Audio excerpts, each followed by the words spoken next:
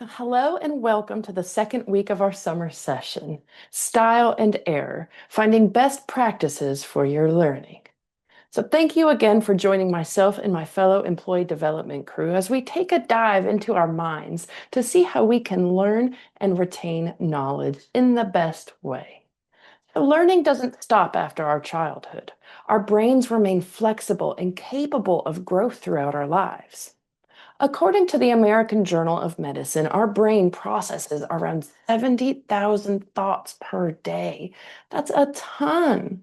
So, how many of those thoughts do you think actually stick with our brain? And how many of those do you think we retain? Understanding how you and your brain work together can help you learn faster, retain more, and reduce frustration. So, in a world where learning new skills quickly is becoming a competitive edge, especially in the workplace, learning how to learn and how you learn best is one of the most powerful skills that you can develop. In short, it saves you time, boosts your performance, and puts you in the driver's seat of your own development. So, let's go ahead and cover our objectives for today.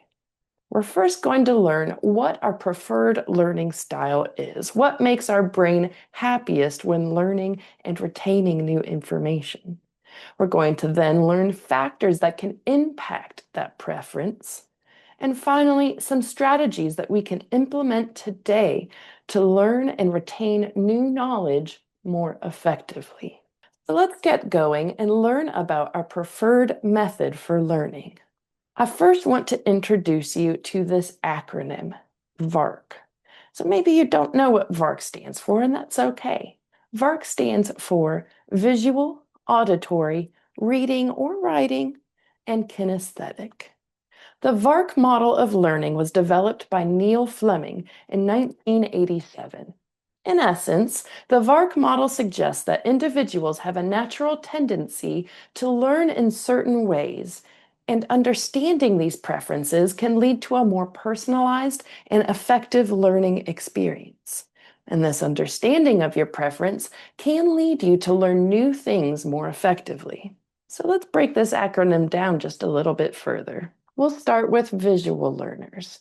Learners who prefer this style benefit from using visual aids like diagrams, charts, and images. They often learn best by seeing information presented graphically. Auditory learners. Auditory learners thrive when information is presented through listening, such as lectures, discussions, podcasts. The list is endless. They may also benefit from using their own voice, such as talking out loud or talking to themselves. They could also record themselves saying the information and playing that back. Reading and writing learners. This style emphasizes learning through written material like textbooks and training manuals. Read-write learners may also prefer taking detailed notes or creating written summaries. And finally, our kinesthetic learners. So kinesthetic learners learn best through hands-on activities, experiments, and experiential learning. They often learn best from physical movement and practical applications of this new knowledge as well. Now, if you're not sure which style of learning that you prefer, just by going over that brief description, there are tons of resources and assessments out there that you can download and take. This assessment was adapted from the Neil Fleming research and from varklearn.com.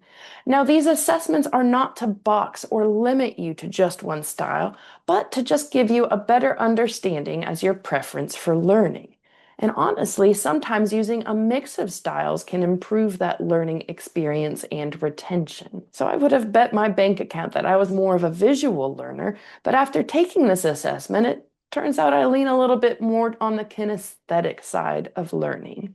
So after finding this out, it made a lot more sense when I thought about times when I needed to learn a new skill and how this information stuck better in my brain after I was able to get a little bit more hands-on and involved in that learning process. So I ask you to be mindful of not only how you learn best, but be mindful that not everyone learns the same information in the same way. And not one way is the best way. And quite honestly, everybody kind of is a blend of all of these learning styles. So, as a learner, be open to trying different ways of learning and be patient of those who may not learn in the same way that you do. If you're an instructor or a mentor, try incorporating the different styles into your presentations to reach the widest range of learner possible. So, take this presentation, for instance. We have the visuals of the slides, the auditory of me discussing the information aloud. We have the words, the written words on the slide of what's presented. And finally, the kinesthetics of you all participating in chat and typing out your experiences and thoughts. So hopefully throughout the rest of our time here today, you can begin to relate your preferred learning style to what you've already learned. Knowing this can also help you to create a plan of attack for that next thing that you're going to learn. So now I want you to keep those VARK styles in mind as we go through this next objective, and I promise we'll circle back to it during our strategies. But let's move on to some of the many roadblocks or different elements that can hugely impact our learning and retention. Many factors can have an impact on our learning, regardless of the style that we prefer. Now, for simplification, we can boil all of these factors down into about 4 categories here. So, knowing things like how stress, sleep, and motivation affect your brain can give you better control over your mood, your focus, and your learning habits.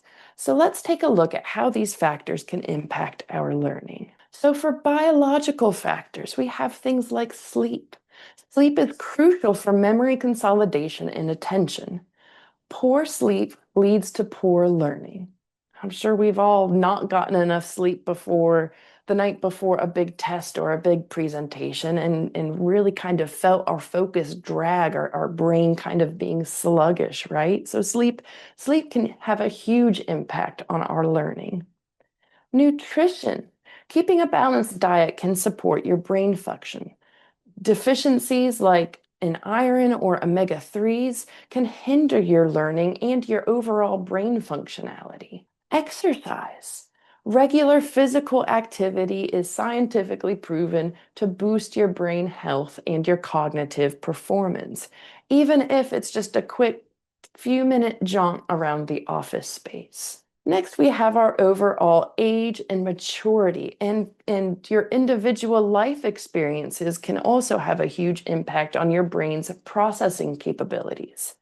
If you've ever had a bad experience while learning a new, let's say, computer skill, you're less likely to tackle another. And that's just your brain trying to protect itself from those negative experiences. Next, we have our psychological factors. These are things like motivation.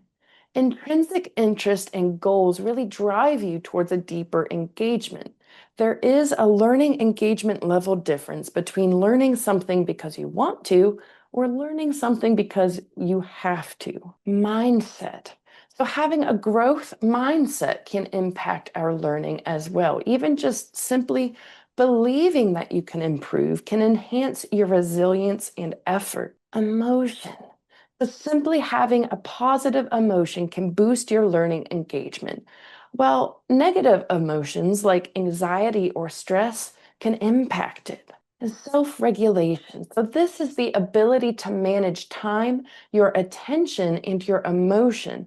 And all of these things can work together or against us to impact our learning and our focus. Next, we have our environmental factors, and these are things like our overall learning environment.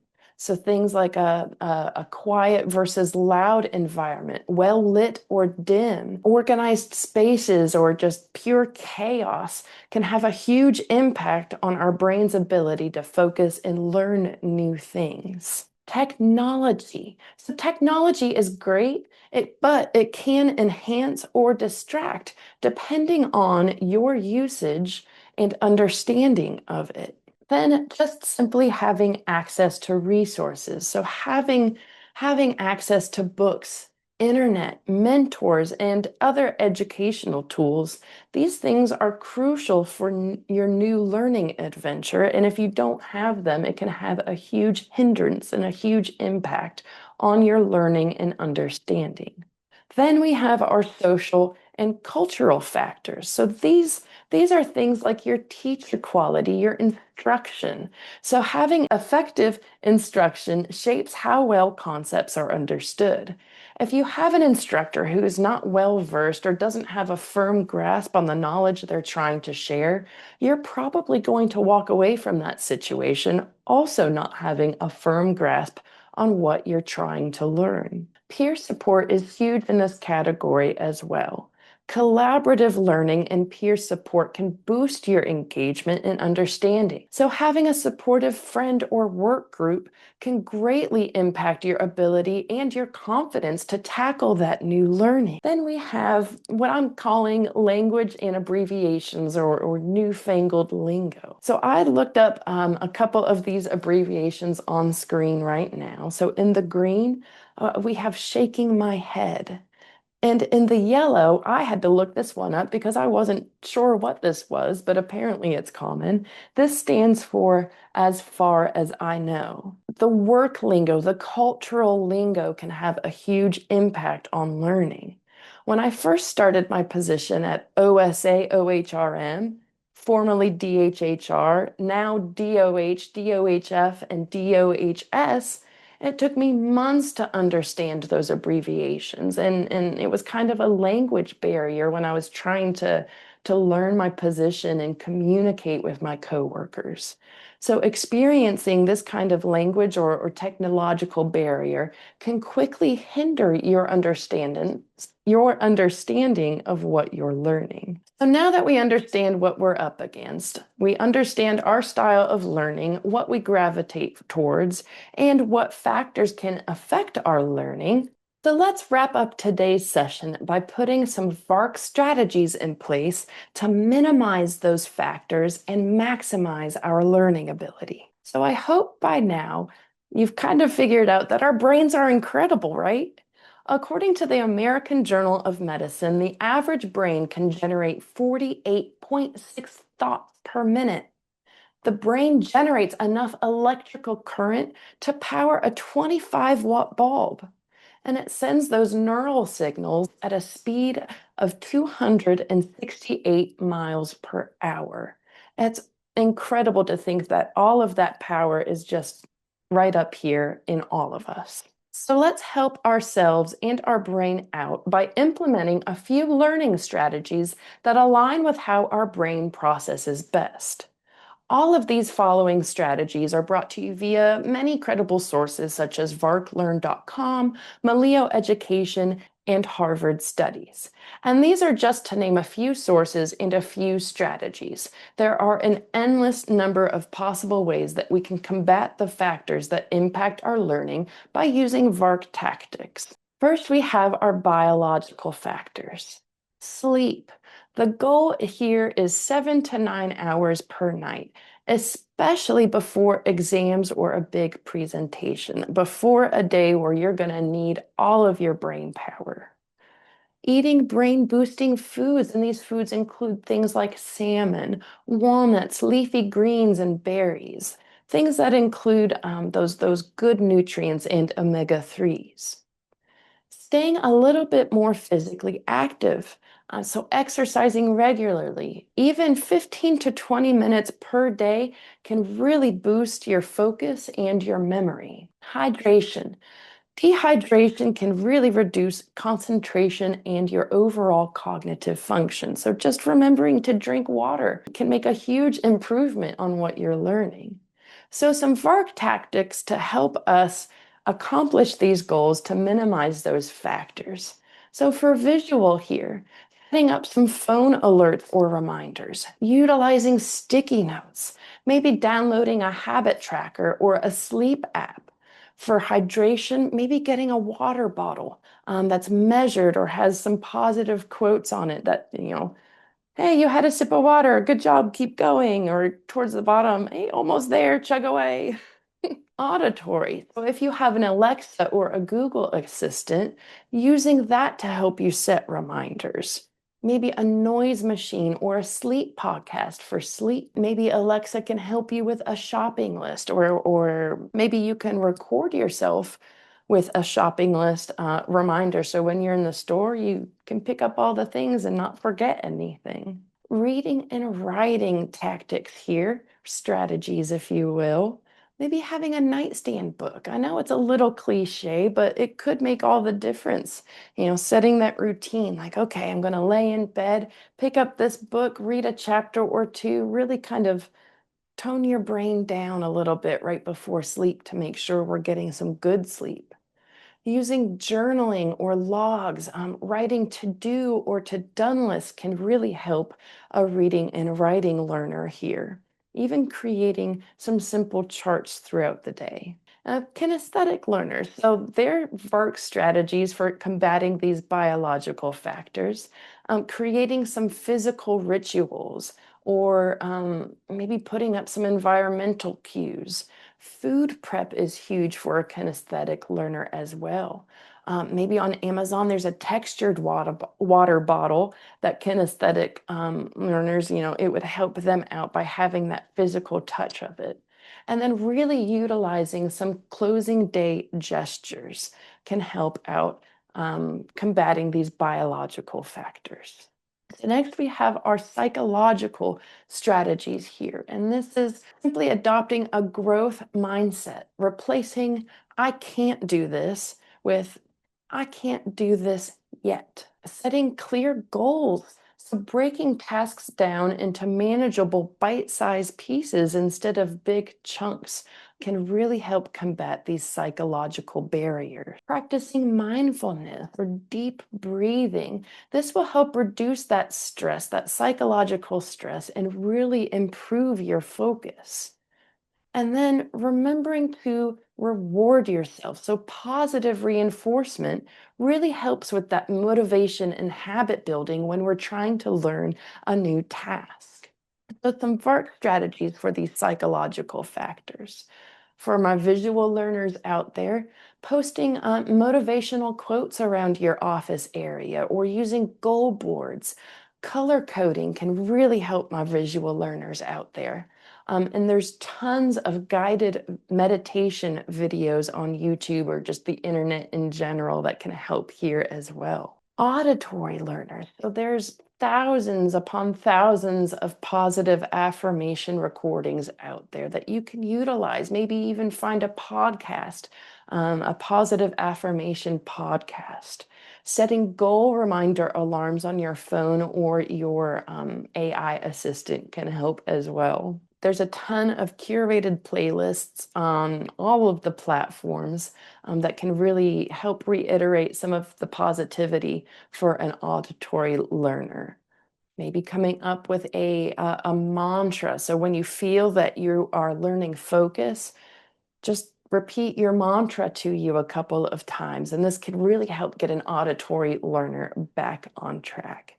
And also just simply phoning a friend. If you're struggling, you're losing your focus, call up your friend for a quick chat. This can really help get you back on track to your learning. Reading and writing, so reflective journaling can help here.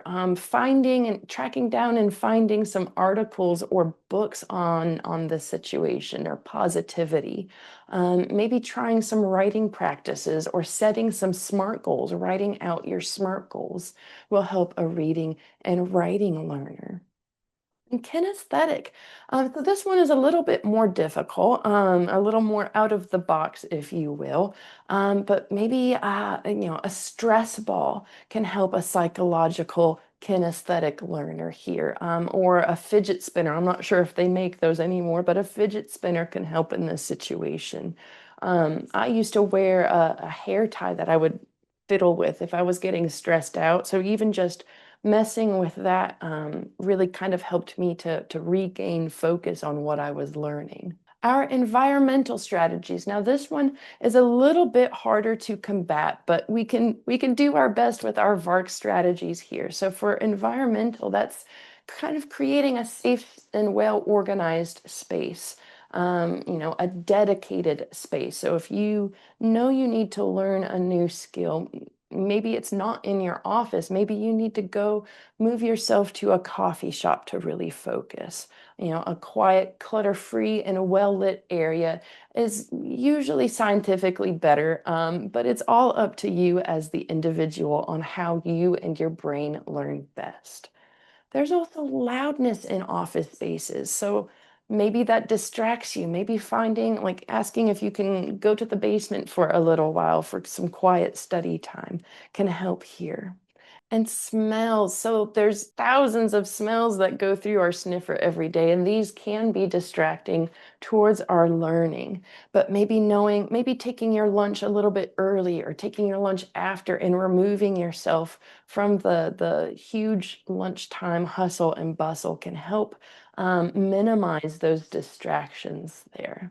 Let's see what else we can come up with for our VARK strategies to combat these environmental issues. So for visual learners, I'm utilizing, again, color coding. The Google Calendar is great for this. It breaks it down. It gives you that auditory ding 10 minutes before you need to focus on something. And it has some really fun colors that you can assign to certain tasks.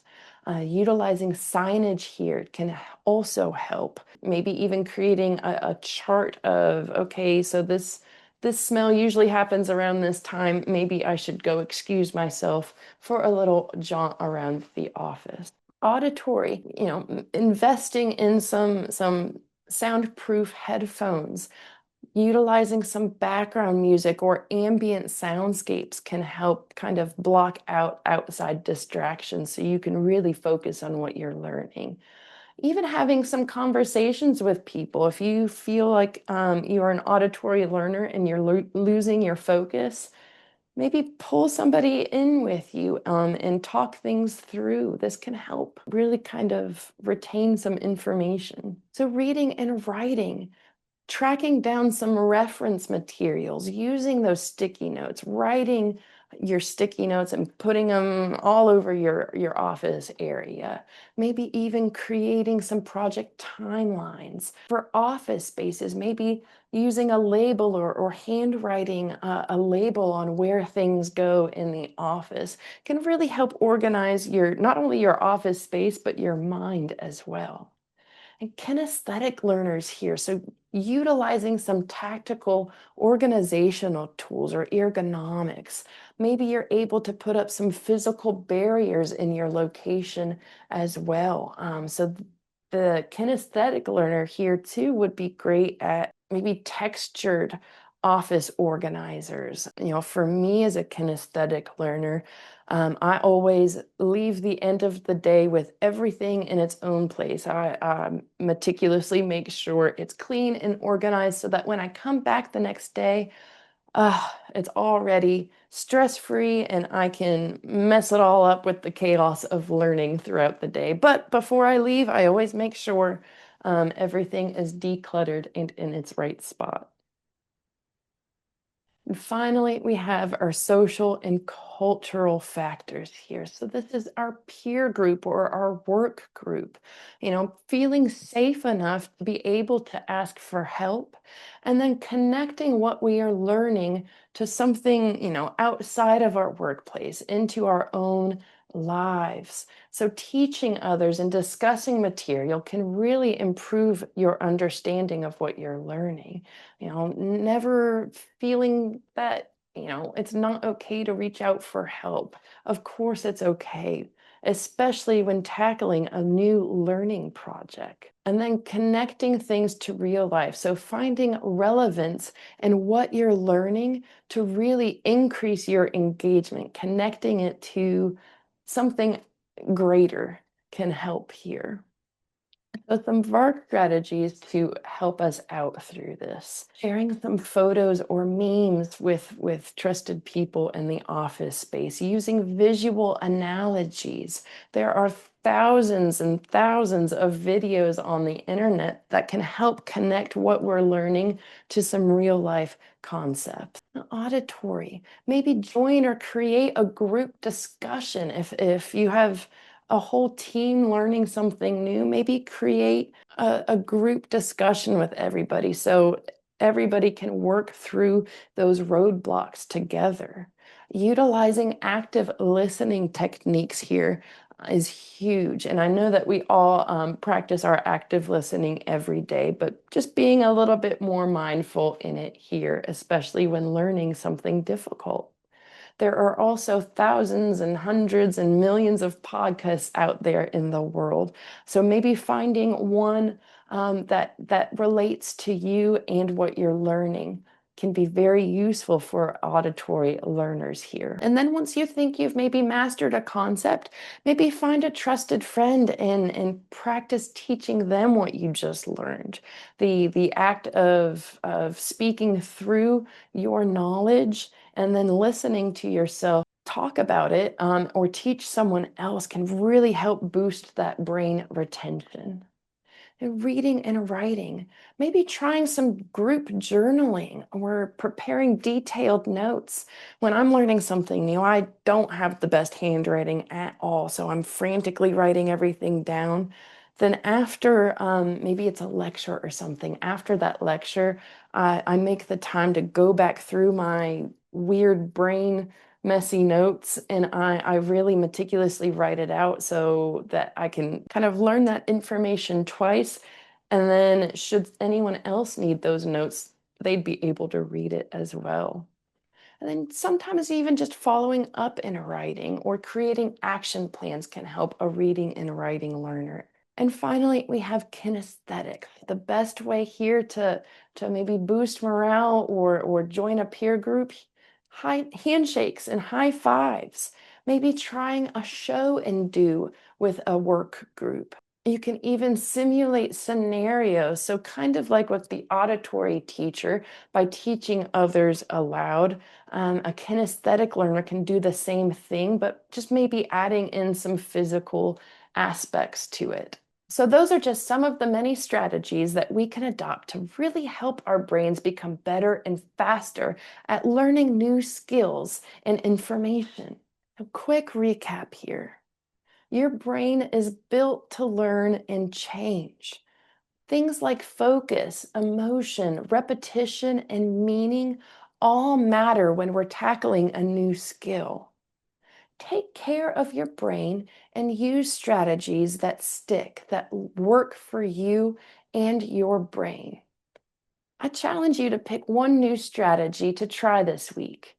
Even if it's just a small change, small changes can really make a big difference. So thank you guys so much for sticking with me here. I really hope you're walking away with at least one new tool or insight that you can use and utilize in your next learning challenge. Learning is a skill, and now hopefully you know how to train your brain to do it better.